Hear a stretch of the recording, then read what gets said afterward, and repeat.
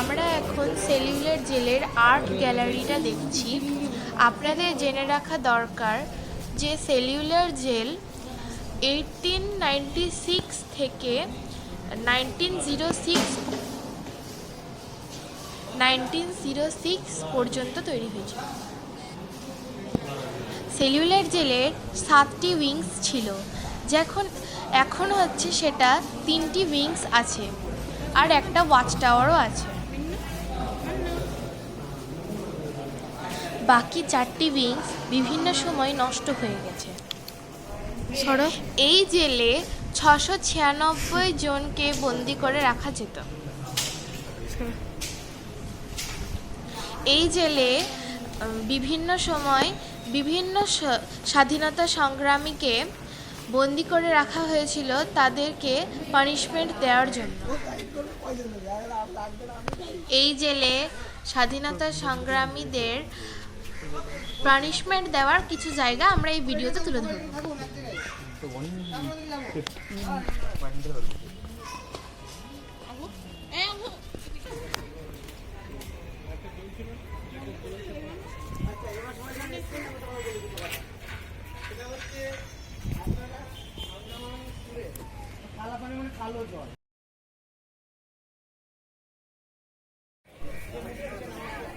এখন আমরা গেলস বা ফাঁসি ঘর দেখব, যেখানে স্বাধীনতা সংগ্রামীদেরকে ফাঁসি বা এইটা তাই না গাইস দেখে নিন এই ফাঁসি ঘরটা। আমরা এই ফাঁসি ঘরটা দেখছিলাম।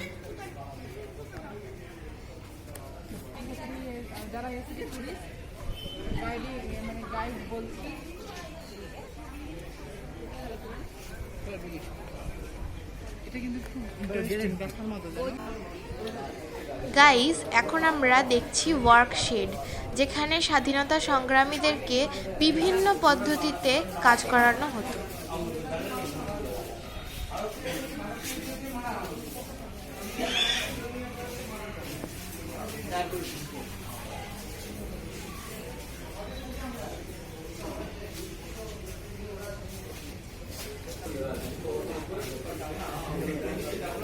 কি করতে বলো তো?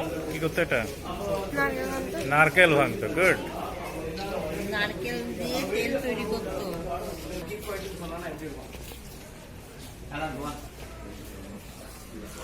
গাইস আপনারা যে পুতুলগুলি দেখছেন সেগুলি প্রতীকী এক একটা স্বাধীনতা সংগ্রামী।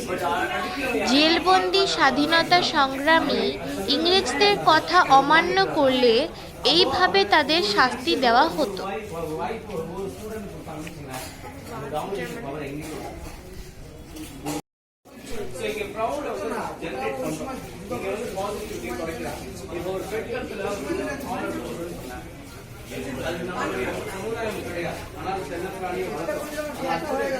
তখনকার মানুষের সহ্য ক্ষমতাও ছিল। এটা সেলুলার জেলের একটা বিল্ডিং।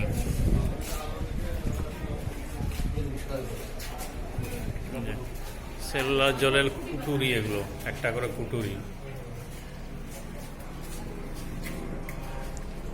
গাইস আমরা এখন সেলুলার জেলের দোতলায় জেলের কুঠুরিগুলি দেখছি। এই জেলে বিভিন্ন সময়ে আমাদের দেশের স্বাধীনতা সংগ্রামীরা বিভিন্ন সময়ে, যার নামে এখন এইটা হচ্ছে ইন্টারন্যাশনাল যে এয়ারপোর্ট, সেটার নাম হচ্ছে বিনয় দামোদর সাভারকার ইন্টারন্যাশনাল এয়ারপোর্ট এখন হয়েছে। বুঝছো?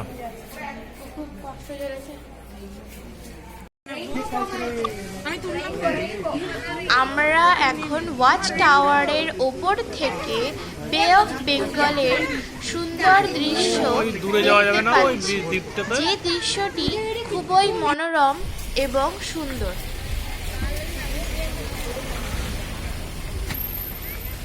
আমরা করবিন বিচে এলাম। আমরা করবিন কোভ বিচে এলাম, তো এখানে আমাদের বোটিং করার আরেকটা আছে, দেখা যাচ্ছে।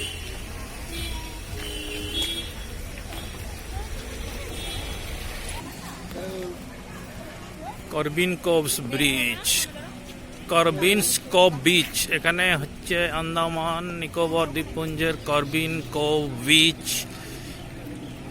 এটা বঙ্গোপসাগরের, এই পোর্শনটাও বঙ্গোপসাগরের। এখানে বেশিরভাগই যে পাথরগুলো সেগুলো গ্রানাইট নিস পাথর, সেটাই দেখা যাচ্ছে এখানে।